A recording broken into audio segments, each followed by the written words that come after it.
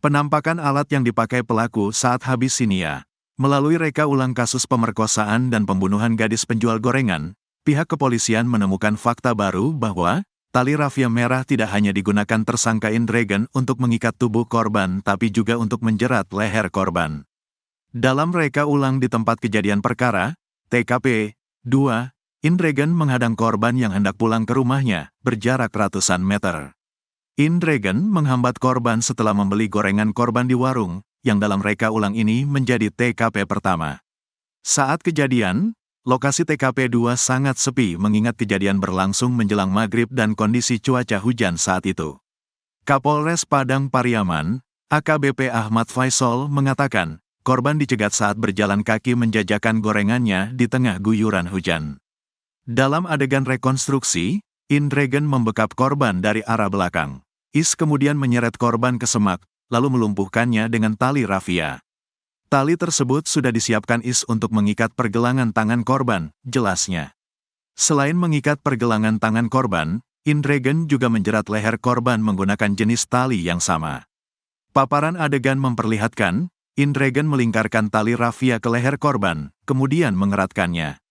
Menurut keterangan penyidik, adegan mencekik leher korban berlangsung kurang lebih selama 15 menit hingga korban tak sadarkan diri.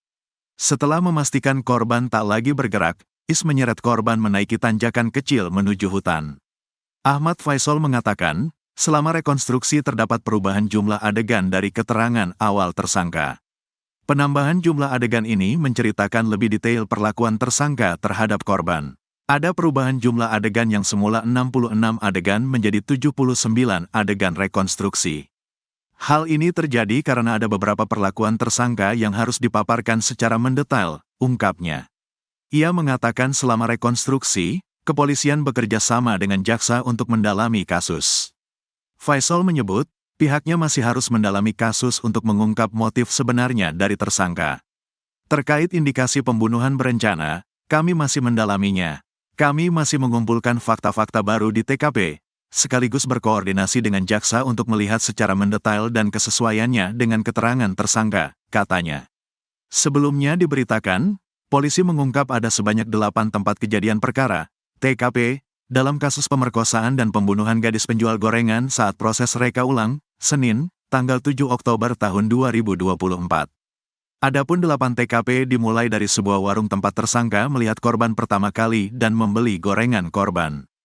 Kapolres Padang Pariaman, Ahmad Faisal menyebut, Is berangkat dari warung lalu mengintai Nia yang sedang menjajakan gorengan keliling kampung. Is melakukan pengintaiannya sembari membawa tali rapi. Ia kemudian mencegat gadis malang tersebut saat melintasi jalanan sepi yang kelilingi semak dan kebun warga, berjarak ratusan meter dari rumah korban. Adegan berlanjut pada penyekapan korban. Is mencegat korban dengan memiting korban, lalu melumpuhkan korban dengan tali rapi. Lalu di TKP 3 tempat penemuan jilbab korban, tersangka menyeret korban sampai ke sebuah pondok di pemakaman umum yang menjadi TKP 4. Di TKP 4 baru tersangka Indragan melakukan pemerkosaan pada korban. Setelahnya di TKP 5 korban dijatuhkan ke tebing untuk dibawa ke lokasi penguburan. TKP 6 berada di lokasi penguburan korban, sedangkan TKP 7 di tempat tersangka mengambil cangkul serta TKP 8 di tempat tersangka membuang cangkul. Saat ini, kata Faisal, pihaknya tengah mendalami proses rekonstruksi untuk menyesuaikan dengan keterangan tersangka.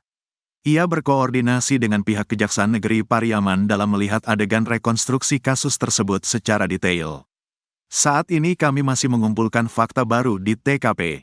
Kami berkoordinasi dengan jaksa untuk melihat secara detail pelaksanaan rekonstruksi dan menyesuaikannya dengan keterangan tersangka, ungkapnya.